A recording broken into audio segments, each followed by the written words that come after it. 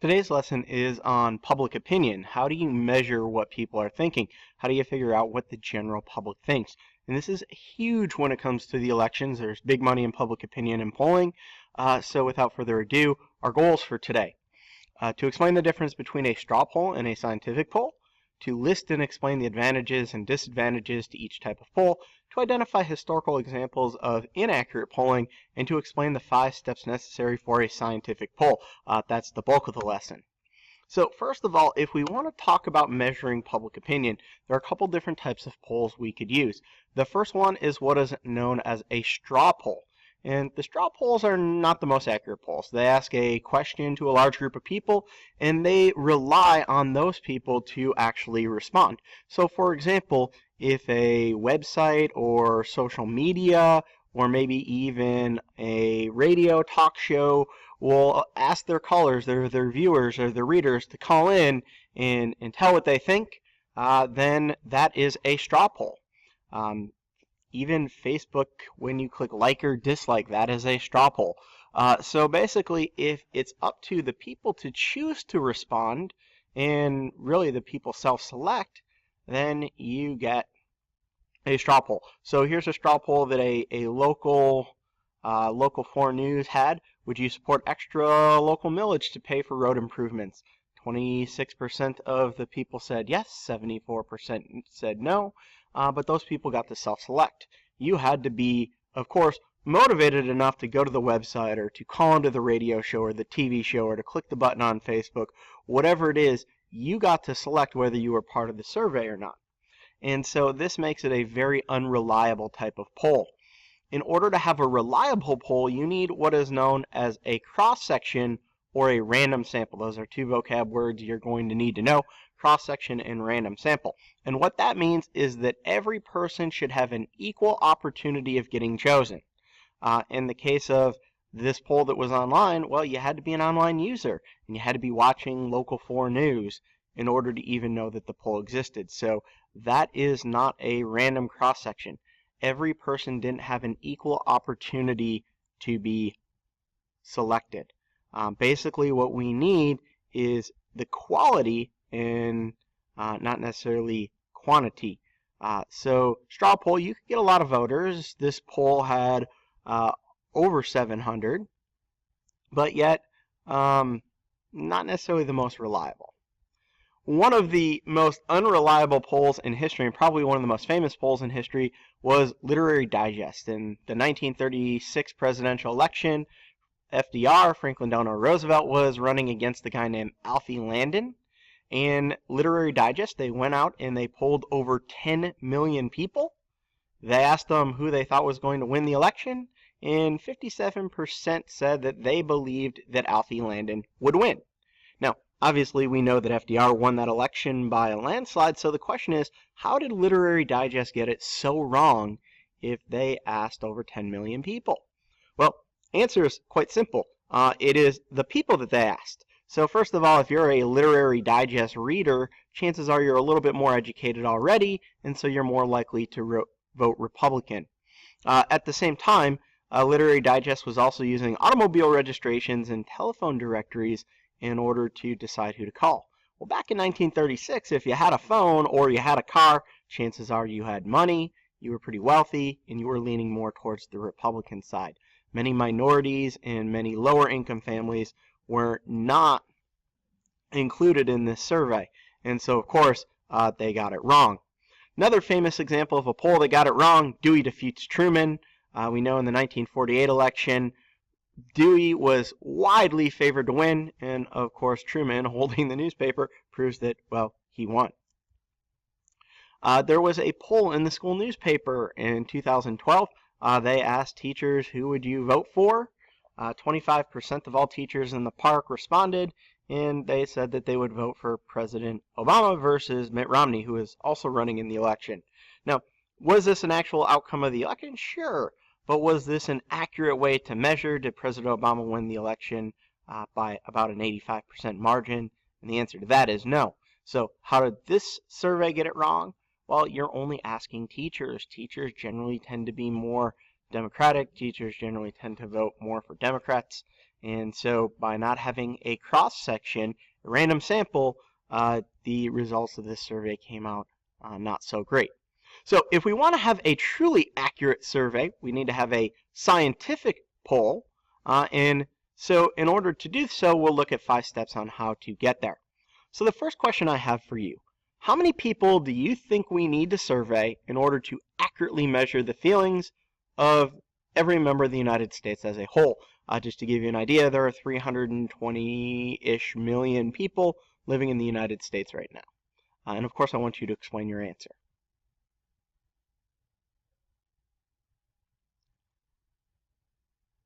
All right, well, now that you answered, my guess is that your answer is a little high. In fact, many of your answers are way too high. So in order to accurately measure what the 320 million people in the United States are thinking, we don't need to poll 1 million people or 100 million. We only need to poll about 1,000. And that is what is called defining the universe. Our first step to a scientific poll is figuring out who are we going to poll. In study after study, statistically speaking, in order to measure what about 300 million Americans think, we need to poll about 1,000 people. Now the kicker is that 1,000 people needs to be a random sample. They need to be, everybody has an equal opportunity of being chosen. So based on probability, we don't need to interview 1 million or 100 million people. We just need about 1,000 people to tell what the entire United States was thinking. This is a large enough sample to figure out. Step two, we need to actually come up with our sample. So we know that we want to avoid bias. We know that we want a random sample, a random cross-section. We know that we want sometimes what is known as a representative sample. And what that means is that every member has an equal opportunity of being chosen. That doesn't mean we have to ask every person in the United States, but if every person in the United States has an equal shot of being chosen, then we have what is known as a probability sample. We can have a representative sample that will basically tell us what we want to hear. Now, sometimes we want to know just what a particular part of the country thinks, so maybe what all the people in Michigan think, or what all men think, or all women, or all students between the ages of 17 and 19 think, and that would be what is known as a quota sample. So if we deliberately construct our random sample to reflect characteristics of a given universe, a given part of the region that we're interviewing, that's a quota sample. So basically, we want a random sample, or sometimes, depending on what we want to know, that random sample can be a quota sample. So we got to figure out who are we going to interview. So I want to know your opinion. Is this a representative sample? A local radio station does a call-in survey inviting listeners to call into the station to register their opinions on an issue. You are correct. This is not a representative sample. Going back, this is a straw poll. So in 2002, the school newspaper asked 600 students who they preferred to win the election. 54% said Obama, 27% said Romney. Now, the question is this an accurate survey? Well, depends on what we're trying to measure. If we're trying to measure the entire United States, no, not a random sample. But if we just want to measure what students think, you guessed it, once again, not a random sample. If we want to know what students at Plymouth Canton Educational Park think, well, this might be a little bit better of a random sample. We need to know more about how they did the survey, but generally speaking, if we're trying to measure what students at PCEP think, this is probably, depending on some of the other factors, a pretty random sample. The next step to conducting a scientific poll, step number 3, I've got a couple questions for you. So, would you support a death tax? Yes or no? Would you support an estate tax? Yes or no? Would you agree or disagree? People who hold unpopular views should have the rights to express their opinions. Would you agree or disagree? Public officials should be chosen by majority vote. Would you agree or disagree? Members of the KKK should be allowed to hold political rally downtown on the birthday of Martin Luther King Jr.? And finally, would you agree or disagree if a member of the American Nazi Party were legally elected to govern the state, he or she should be allowed to take office? Well, as you may have figured out, the wording of each of these surveys matters. So let's let this gentleman explain. And in many instances, the words that he says are the ones that resonate, are ones that obscure to some extent the issue. Take the so-called death tax. When it was called the estate tax, most people supported it. But Luntz managed to turn public opinion against it simply by giving it an emotionally loaded new name. For years, political people and lawyers, who, by the way, are the worst communicators, used the phrase estate tax. And for years, they couldn't eliminate it, but the public wouldn't support it because the word estate sounds wealthy. Someone like me comes around and realizes that it's not an estate tax, it's a death tax because you're taxed at death. And suddenly something that isn't viable achieves the support of 75% of the American people. It's the same tax, but nobody really knows what an estate is, but they certainly know what it means to be taxed when you die. I'd argue that is a clarification. That's not an obfuscation. Luntz has admonished Republican politicians to talk about tax relief instead of tax cuts, and to replace the war in Iraq with the war on terror.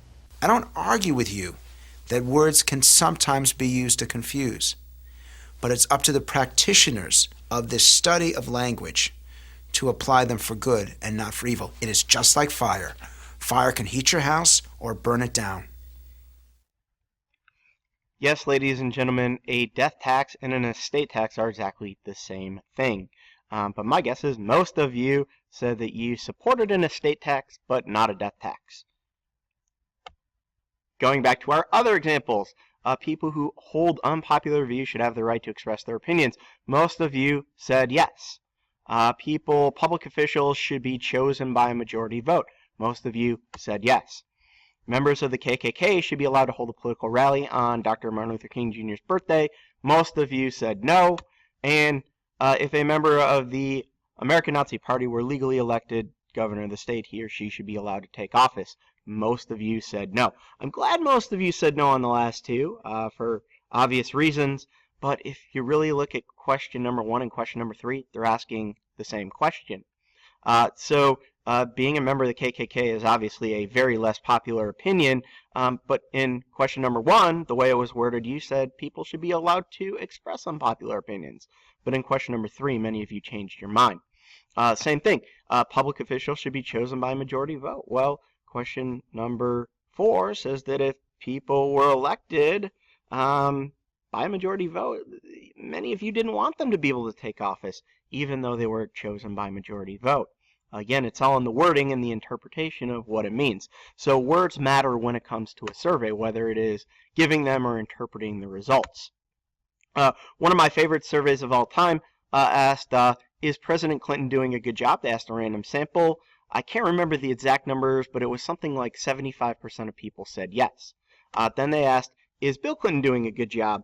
And only about 65% of people, again, I can't remember the exact number, but about 65% of the people said yes. Is President Clinton and Bill Clinton the same person? Absolutely. But people thought that the word President Clinton sounded more professional, and so, of course, they thought he was doing a better job. The words you choose matter. So step number 3 is preparing valid questions. We have to make sure that the words are reliable. We want to make sure that they're not too complex to the point where people get confused, but also not too simple so that people are also confused, wondering what you're meaning. And of course, the sample has to avoid bias. One example of this, if we look at word bias, is President Obama doing a good job? Is President Obama doing a bad job? Now, essentially, it's asking the same question, but I'm putting bias into the question. By asking you if he's doing a good job, I'm already suggesting that he might be doing a good job. And by asking is he doing a bad job, I'm already suggesting he might be doing a bad job. Maybe a better question might be, how would you rate the job that President Obama is doing? And that would avoid some of the bias. Looking at other examples from your book, the federal government should see to it that all people have adequate housing. 55% of people agreed. Take the different question. Some people feel that the federal government should see to it that all people have adequate housing, while others feel that each person should provide his or her own housing. Which comes closest to how you feel? It's asking the same question as the first time, but this time only 44% of people think the government is responsible. And then if we change the wording a little more and make it a little more complex, some people feel each person should provide his or her own housing, while others feel the federal government should see to it that all people have adequate housing, which comes closest to how you feel. 29% of people agreed. Again, same question, but we get a very, very, very different result. This time only 29% of people. Again, same question, essentially. That brings us to step 4. Step number 4 is actually conducting the survey. We spent all this time writing a good survey, and now we've actually got to administer it. So this can be done online, this can be done person to person, it can be done using a telephone, mail-in surveys, internet, social media, and depending on how we do it, that may have an impact on what our results look like. If we only use social media, well, old people probably aren't going to be chosen as much. If we only use telephone calls, particularly landlines found in a phone book, young people aren't going to be chosen as much. So we have to try to find an accurate way of polling a random sample. Step number 5 is to actually analyze the results, the reporting stage. So what does all this stuff mean? And one of the key things that I always want you to look at when you look at a survey is what is the margin of error? Now, chances are if you look at the little asterisks at the end of a survey, and there's tiny print at the bottom of the page, that will tell you the margin of error. And margin of error is always expressed in plus minus, and it will give you a number. Generally speaking, the lower the number, the more accurate the survey, or the higher the number, the less accurate the survey. So if we find that 70% of Americans plus or minus 20%, which really means 50 to 90% of Americans, that's a pretty big range. On the other hand, if we have plus or minus 1%, that means we could have, say, 71 or 69%. That's a much smaller gap between the two. And using statistics, we can figure out what the plus minus is, what the margin of error is. We're not going to go into all of the details right now, but essentially, if you take a statistics class, they'll explain how we figure that out. So here's how margin of error mattered in House of Cards. What did internals say? Still a toss-up. Less than half a point gap. Her or me? Doesn't matter. Margin of error is 4.5. The last few days, the lead's gone back and forth 3 times. Bottom line is turnout. Sir? So there you have it. Margin of error indicates that this election that President Underwood in House of Cards is running, it's essentially tied. It doesn't matter who's winning or who's losing because with a margin of error of 4.5%, it could go really either way. So I want you to look at headlines and I want you to think about them. So candidate A leads candidate B in the latest poll, but the asterisk may say, but the story may actually say candidate A leads candidate B by a 48 to 46% margin with a margin of error plus or minus 3 percentage points. What that means is that's essentially tied because that means one candidate could be as high as, it could be 45 to 49%. It could go either way. So you always have to look at the plus minus. Same thing, the headline may be really impressive. The president's popularity is slipping.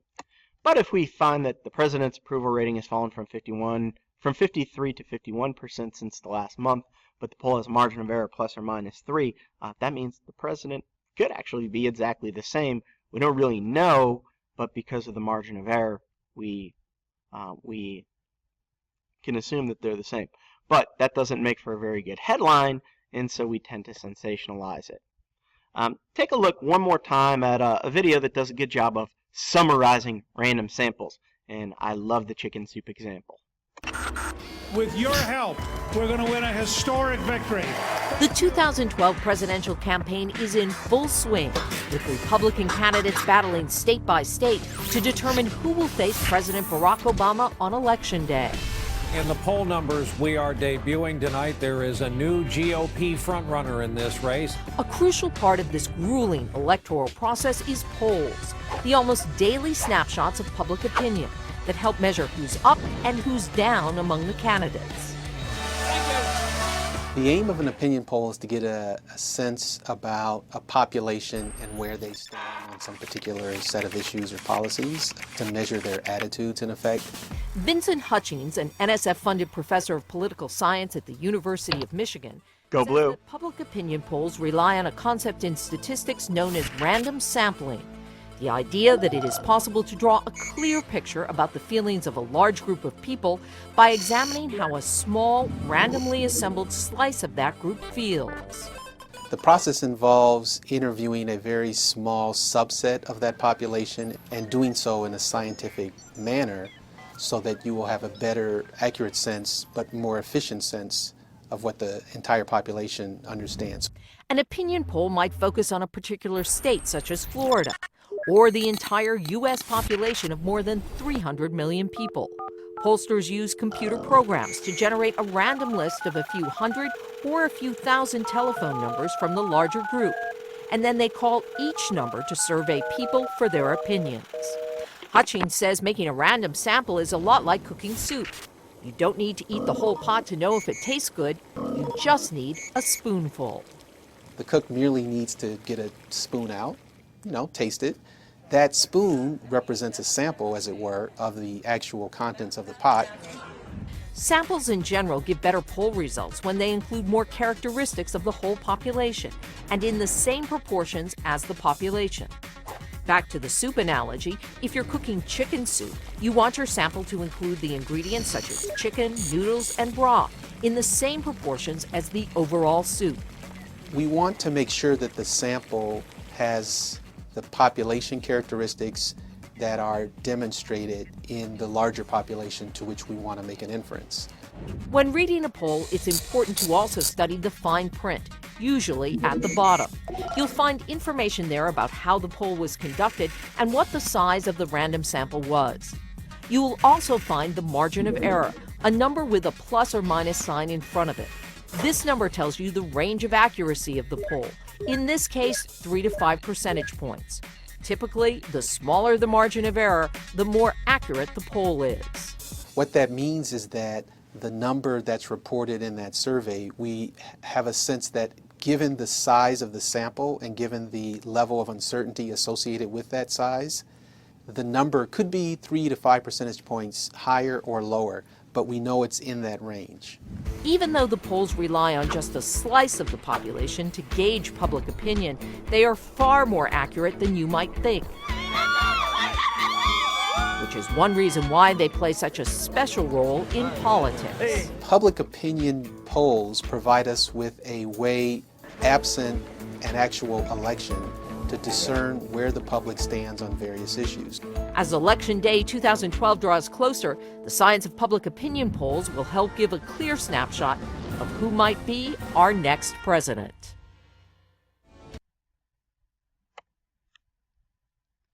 So this is a good summary in our book, The Who, What, When, Why, and How.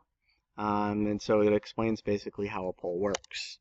That's all we've got for today. In our next lesson, we'll look at political parties, who are primarily the biggest users of these polls that we're coming up with. I hope you have a wonderful day.